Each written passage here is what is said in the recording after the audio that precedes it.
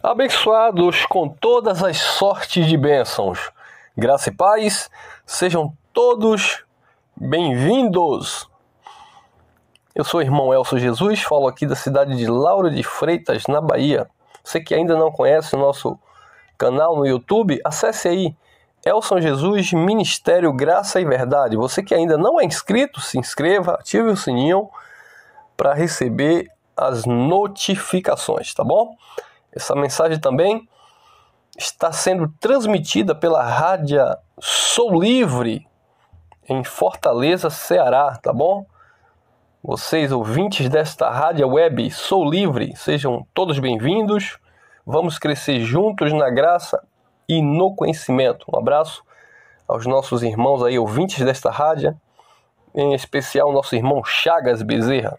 Vamos crescer na graça e no conhecimento do nosso Deus. E o tema desta mensagem é: os reconciliados se reconciliando. É isso mesmo, os reconciliados se reconciliando. Eu vejo muitos irmãos em graça, eles questionam muito: para que pregar o evangelho se Deus já destinou todas as coisas? Para que pregar o evangelho se já fomos predestinados? Para que pregar o evangelho se nós já somos abençoados? Para que pregar o evangelho se salvação não se perde? Para que pregar o evangelho se isso, se aquilo, se isso, se aquilo? E a minha pergunta é esta: quando você estava num sistema religioso, quando você estava lá cego, levado por vento de doutrina, você pensava desta forma? Obviamente que não.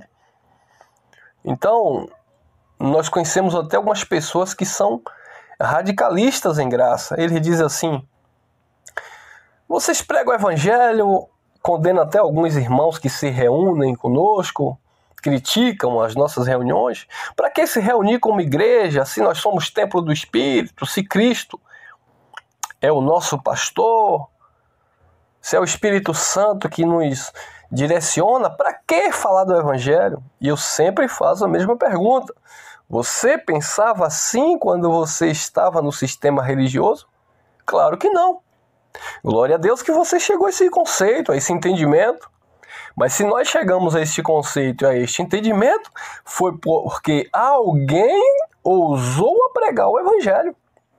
O mesmo Paulo disse na carta aos Romanos: como ouvirão se não há quem pregue? Então, se eu deixar de pregar o Evangelho da graça aqui, se o meu irmão lá no Rio de Janeiro, em São Paulo, em Brasília, em Fortaleza, nos 4 cantos deste país, deixar de pregar o Evangelho da graça de Deus, como os eleitos de Deus ouvirão? Porque Deus não vai usar um boi, um jumento, Deus vai usar os seus filhos. Uma vez que nós fomos iluminados, nós agora somos instrumentos de Deus para iluminar a mente de outros filhos de Deus. Então, a importância de pregar o Evangelho. Então, não adianta vir com esses argumentos.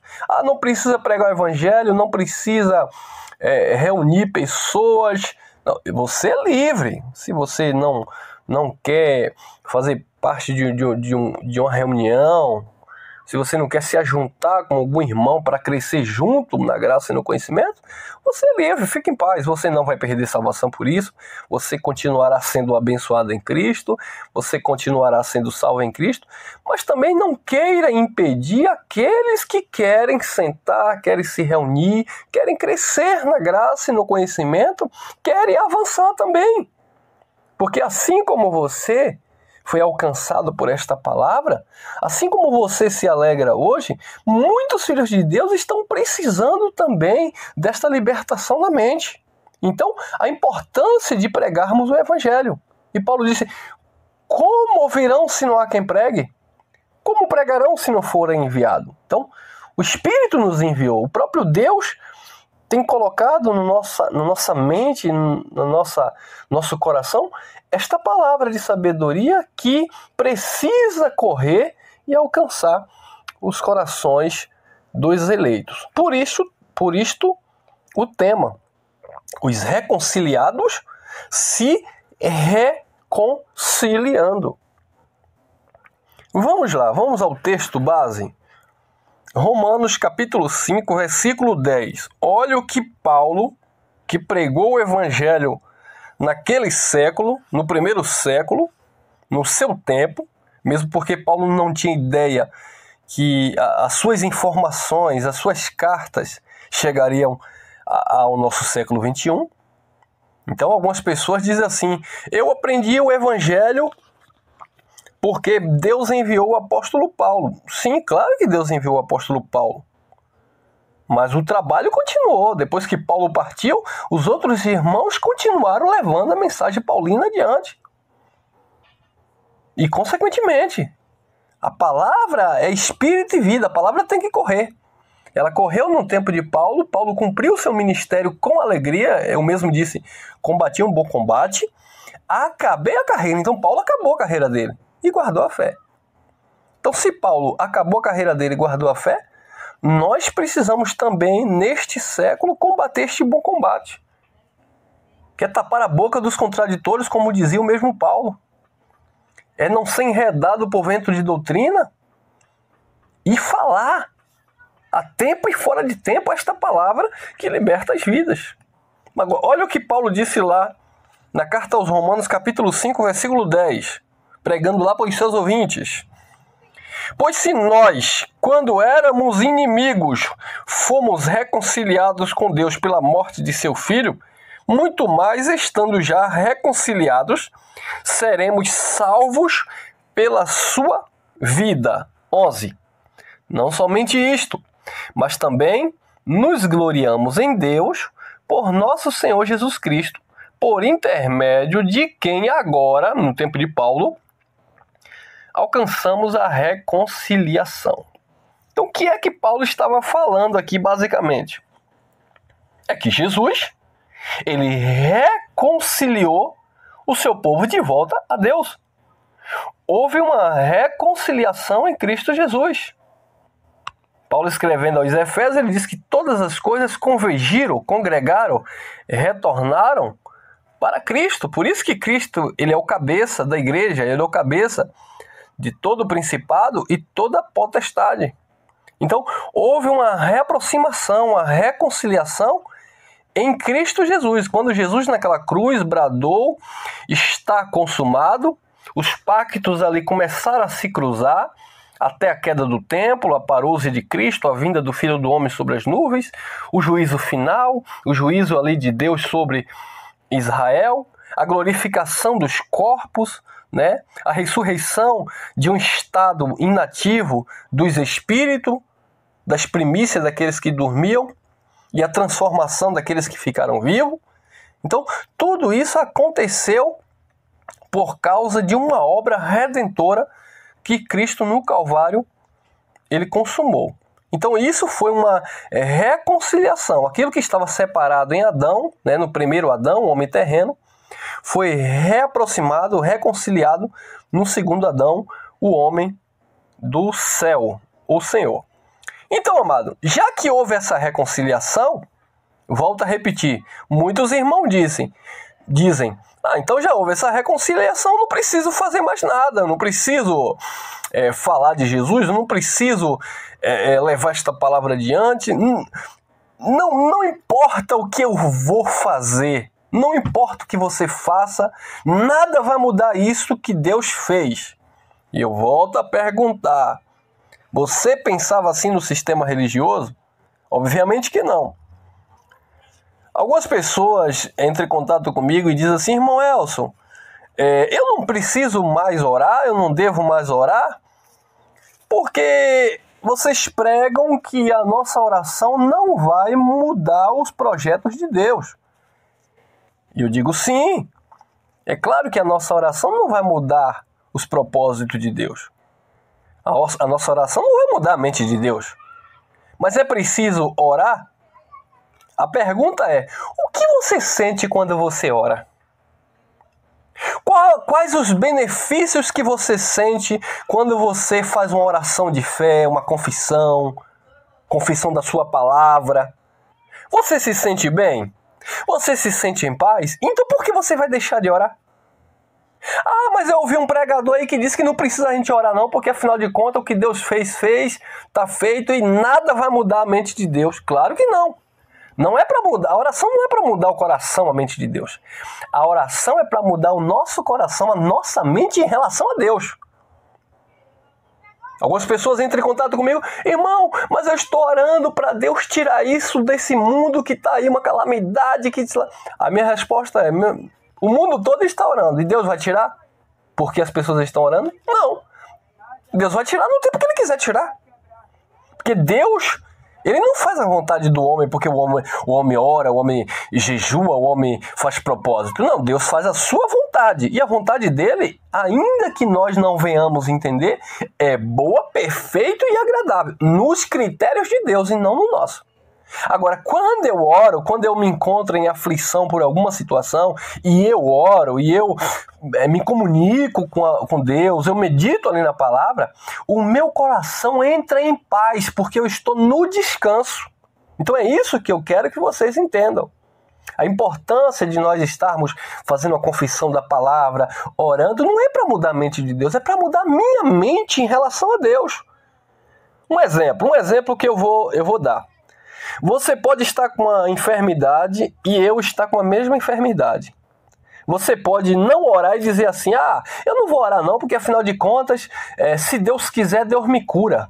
Mas se Deus não quiser, eu vou morrer doente.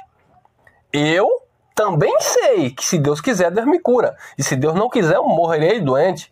Só que quando eu oro, eu fico em paz com Deus, porque assim como Jó, eu entendo que eu recebo o bem do Senhor e o mal. E aquilo não vai destruir a minha fé. Agora, quando você sabe que Deus pode fazer e Deus não fez, e você não entra nesse descanso, você pode ficar aflito. Deus poderia fazer isso, mas Deus não faz. Então não adianta nem eu ir no médico, porque, afinal de contas, tudo está determinado por Deus. Aí eu faço uma pergunta para essas pessoas radicais. Quando você está com a dor de cabeça, quando você está com problema nos olhos, quando você está com problema na sua audição, quando você está com problema estomacal, você que crê na graça, você que acredita que todas as coisas estão determinadas por Deus, você não vai num hospital procurar a sua medicação? A minha pergunta é, por que você vai? Você vai porque você quer ter a sua saúde restaurada. Mas você não sabe que todas as coisas estão no controle de Deus? E por que você vai? Então assim somos nós. Mesmo eu sabendo que tudo está no controle de Deus e Deus tem um tempo determinado para todas as coisas, isso não significa que eu vou deixar de orar, que eu vou deixar de pedir a meu Deus. Afinal de contas, eu vou pedir a quem? Eu vou conversar com quem? Eu vou conversar com meu Deus, com meu Pai, com aquele a quem eu confio a minha vida, aquele que é dono da minha vida. Por isso a importância, amado, de não sermos radicais. Não é porque eu sei que Deus já fez todas as coisas, por exemplo, não há condenação sobre a minha vida, eu sei disso. O pecado não tem domínio sobre a minha vida. Tudo é lícito na minha vida, eu sei disso, mas tudo convém? Porque eu sei que eu não perco a minha salvação, eu vou viver uma vida de orgia, de prática errada, de injustiça, de mentira? Não! Mas eu sei. Sim, eu sei, mas eu não vou usar da minha liberdade para dar ocasião à carne. Mas Deus não vai me condenar por isso. Sim, eu também sei. Mas eu sei também que tudo que eu planto na vida eu vou colher. Então nosso culto é racional, amado. Nós precisamos entender estes conceitos para nós não ficarmos aí com uma palavra seca, sem vida, sem espírito, que dizemos que estamos pregando para libertar os irmãos do sistema religioso, mas quando os irmãos chegam do sistema religioso e entram neste campo da graça, eles ficam sem saber o que fazer, porque os pseudos pregadores da graça disseram que não adianta pregar o evangelho, não adianta pedir a Deus, não adianta orar, não adianta. Não mudamos Deus. Mas o evangelho muda a nós mesmos. Não mudamos a mente de Deus, mas o Evangelho muda a nossa mente por uma metanoia, uma transformação, uma renovação no nosso entendimento. Porque se este Evangelho não te muda, não constrange você, então não é o Evangelho. Porque o Evangelho, ele promove essa mudança. Ele não muda Deus, ele muda você em relação a Deus. Então, Paulo estava dizendo, no versículo 10 de Romanos 5, pois se nós, quando éramos inimigos, fomos reconciliados com Deus pela morte de seu Filho, muito mais estando já reconciliados, seremos salvos pela sua vida. 11. Não somente isto, mas também nos gloriamos em Deus por nosso Senhor Jesus Cristo, por intermédio de quem agora alcançamos a reconciliação. Então Paulo estava falando para um povo que já tinha alcançado a reconciliação. Nós estamos falando para um povo que já nasceu no nosso tempo, é reconciliado. Nós não alcançamos a reconciliação porque nós não vivemos naquele tempo lá da separação. Nós não éramos judeus que estávamos separados. Nós somos um povo que já nascemos totalmente ligado em Cristo Jesus. Nós nunca estivemos irreconciliáveis com Deus. Nós nunca estivemos separados de Deus no que tange ao Espírito, tá bom, amado? Nosso espírito já nasceu pronto, salvo e abençoado. Agora, a nossa alma, a nossa mente, sim, ela precisou de uma reconciliação mediante a palavra do Evangelho. Então, quando eu estava no sistema religioso, ou fora do sistema religioso, vivendo de qualquer jeito, sem nenhum tipo de doutrina na minha vida, eu estava separado de Deus nesse sentido do entendimento. Agora, quando eu ouvi a palavra da graça de Deus, houve o quê? Esta reaproximação, esta reconciliação no que tange ao entendimento. Hoje sim, eu entendo que eu sou um abençoado, que eu sou um salvo, que eu estou perfeito em Cristo Jesus, que salvação não se perde e que não há condenação sobre a minha vida. Mas eu sabia disso? Não. Todos os nossos irmãos sabem disso? Não. Então, por isso que nós precisamos pregar a palavra da reconciliação. É o reconciliado no Espírito, se reconciliando agora na mente. Vamos lá. Segunda carta aos Coríntios, capítulo 5, versículo 18. Diz assim, 18 ao 20. Diz assim, e tudo isto provém de quem? De Deus, que nos reconciliou consigo mesmo por Jesus Cristo e nos deu o ministério, o serviço da reconciliação. Ué, peraí. Há uma contradição aqui nesse versículo? Paulo está dizendo, tudo isto provém de Deus que nos reconciliou consigo mesmo por Jesus Cristo. Ô Paulo, se Deus já nos reconciliou consigo mesmo por Jesus, para que é que ele nos deu agora o ministério da reconciliação se ele já nos reconciliou consigo mesmo? É a pergunta que eu fiz no início. Todos os filhos de Deus conhecem a palavra da graça? Não. Então por isso a importância da palavra ser pregada. Por quê? Porque são os reconciliados se reconciliando. Imagine que Cornélio, ele foi reconciliado no Espírito pela obra redentora de Cristo. Cornélio era um eleito. Cornélio era um salvo de Deus no Espírito.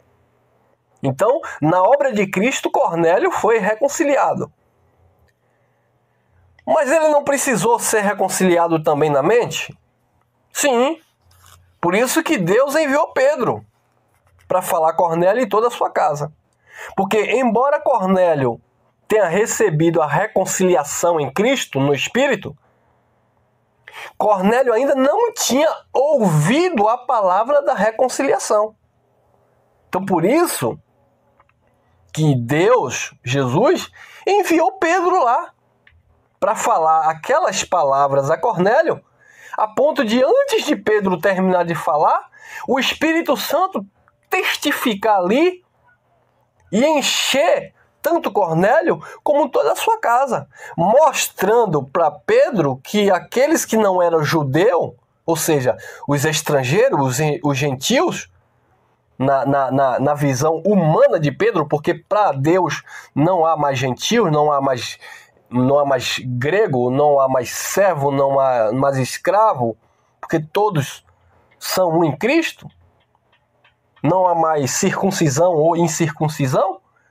Então, mas para Pedro, que via Cornélio como um estrangeiro, como um gentio, Pedro precisava entender que os gentios também, aqueles que não eram judeus, tinham acesso à mesma herança, à mesma salvação que os judeus.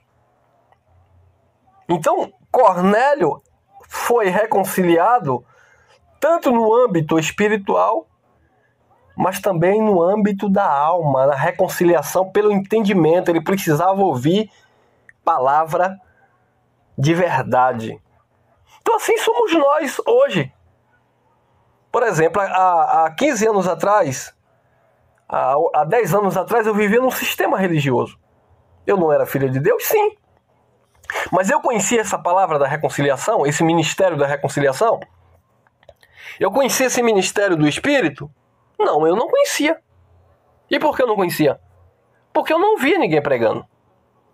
Então por isso é importante, amado, você que está ouvindo essa mensagem aqui pela Rádio Sou Livre, você que está acompanhando essa mensagem aqui pelo nosso canal no YouTube, Ministério Graça e Verdade, você que está acompanhando essa mensagem pelos grupos de WhatsApp, por isso a importância de levarmos a palavra adiante. Volto a dizer, nada contra com quem não quer se reunir com os irmãos. Não é obrigado. Mas se tem pessoas que sentem necessidade de estarem juntos, isso é muito importante. Quando você está com 2, 3 ali reunidos, falando da graça de Deus, desenvolvendo a sua espiritualidade, vocês estão crescendo juntos. É muito melhor quando as pessoas estão envolvidas no mesmo propósito do que andar sozinho. Tudo bem que você conhece a palavra, mas de repente você se sente tão solitário, tão sozinho, desanimado. Quantas pessoas ligam para mim e dizem assim, irmão, como eu queria que na minha cidade tivesse uma reunião em graça. Porque eu conheço a graça, eu acompanho vocês aí, eu acompanho aí os nossos irmãos, o Geraldo Moraes, o Messias, os irmãos fulano, Beltrano, mas eu queria estar junto, eu queria me reunir como igreja. Isso é importante também. Volto a dizer, respeito quem não concorda, quem não sente essa necessidade. Em contrapartida, existem pessoas que têm esta carência. Nós somos seres sociáveis, amados. Nós precisamos estar, sabe, sempre comunicando junto. Claro que a nossa comunhão nós entendemos que é espiritual. Eu estou falando aqui da Bahia, eu tenho comunhão com os irmãos até ali fora do país. Porque a nossa comunhão é no espírito. Mas você vai me dizer que uma comunhão também saudável, fisicamente, não é boa? Claro que é boa. Oxalá quem dera eu conhecesse todos os meus irmãos que me ouvem aqui pelo canal no YouTube. Que prazer enorme eu teria. Eu já conheço alguns, já fico feliz. Não vejo a hora de estar com os meus irmãos lá no Rio de Janeiro novamente. E outros irmãos que a gente encontra ao longo da vida, ao longo da nossa trajetória. Então são os reconciliados se reconciliando mediante a palavra de Deus. Versículo 18 ainda, 2 Coríntios 5,18. E tudo isto provém de Deus, que nos reconciliou consigo mesmo. Nos reconciliou aquele povo que estava separado, tá bom, amado? Nós já nascemos já dentro deste contexto de reconciliados. E nos deu o ministério da reconciliação. Então esse era o ministério que Paulo recebeu, esse é o ministério que nós temos. 19. Isto é, Deus estava em Cristo reconciliando consigo o mundo, não imputando aos homens os seus pecados, e nos confiou a palavra da reconciliação. Olha que coisa linda. Deus estava em Cristo. Estava, olha o emprego do verbo passado. Deus estava em Cristo. Deus não está mais em Cristo. Porque Cristo é o próprio Deus. Deus estava em Cristo reconciliando. Mas Deus não está mais reconciliando no que tange ao Espírito, tá bom, amado? A obra redentora. Deus já reconciliou. Deus não está reconciliando mais. Deus estava em Cristo reconciliando consigo mesmo o mundo, não imputando aos homens os pecados, que o pecado ali era a transgressão da lei. Aí Paulo diz, e nos confiou, nos deu a palavra da reconciliação. Então nós temos esta palavra de reconciliação. Nós temos esta palavra que traz de volta o povo reconciliado em Deus para uma reconciliação agora mediante ao conhecimento da graça. Nós agora com esta palavra, nós estamos reconciliando novamente o entendimento do povo de Deus. Nós estamos tirando, sabe, toda a cegueira espiritual. Nós é uma força de expressão, tá, amado? Que nós sabemos que tudo é Cristo, por meio de nós. Deus está usando as nossas vidas. Um plantando, o outro regando, e Deus dando o crescimento. Então nós estamos levando esta palavra adiante com entendimento, sabendo que é Deus que faz todas as coisas. Eu não faço a obra de Deus. A obra é de Deus, não é minha. E o que é a obra de Deus? Jesus disse, crer naquele que por ele foi enviado. Então é crer em Jesus. E o que é que esta palavra da reconciliação faz? Justamente isso, crer na obra de Jesus. Crer naquilo que Cristo fez pelo seu povo. Então isso é trazer uma reconciliação na mente de quem? De todo mundo? Não. Dos reconciliados. Daqueles que de fato são filhos de Deus. Ô irmão, mas isso significa que todos os filhos de Deus terão que ser reconciliados na mente? Não. Muitos filhos de Deus, embora estejam salvos no espírito, já nasceram, conciliados. Muitos filhos de Deus vão morrer no sistema religioso, amado, ou fora dele, sem nem conhecer a palavra da graça, sem nem ouvir a palavra da graça. Isso é importante para que vocês saibam que não significa que todo filho de Deus necessariamente tem que conhecer a graça. A graça que eu estou falando é o Evangelho. É para que você saiba que não significa necessariamente que todo filho de Deus vai ser livre do sistema religioso. Muitos Deus vai permitir que morra lá no sistema religioso. Mas nós precisamos falar da graça, da palavra, da reconciliação. Porque aqueles que Deus abriu o entendimento, assim como você, como eu, vai entrar nesse descanso. Em saber que Deus está no controle de todas as coisas, que não é a minha oração que vai mudar o coração de Deus. Volto a dizer, a importância de mudarmos a nossa mente em relação a Deus, não a mente de Deus. Tá bom? Então, esta é a importância do Evangelho. O Evangelho que produz salvação na mente dos reconciliados, dos filhos, dos espíritos aperfeiçoados que estão ainda vivendo, claro, nesse envelope, nesse corpo humano. E precisa desta reconciliação agora na mente. Por isso a importância de pregar o Evangelho. Por isso eu me alegro, tenho força para continuar pregando o Evangelho. Ainda que alguns dizem, é desnecessário, para quê? O sistema religioso já gosta de dizer isso, né? Vocês pregam a predestinação? Se já está tudo predestinado, para que pregar o Evangelho? Eles não entendem que muitos filhos de Deus, embora sejam predestinados, são salvos, mas não conhecem a salvação. Por isso eles precisam ouvir esta palavra da reconciliação. Tá bom, meus amados? Que vocês estejam crescendo na graça e no conhecimento. Que vocês estejam desfrutando desse ministério da reconciliação. Essa palavra de sabedoria que no nosso tempo está libertando as vidas a mente do povo de Deus. Graça e paz vos sejam multiplicados no pleno conhecimento de Cristo Jesus. Esse Deus bendito eternamente. Amém.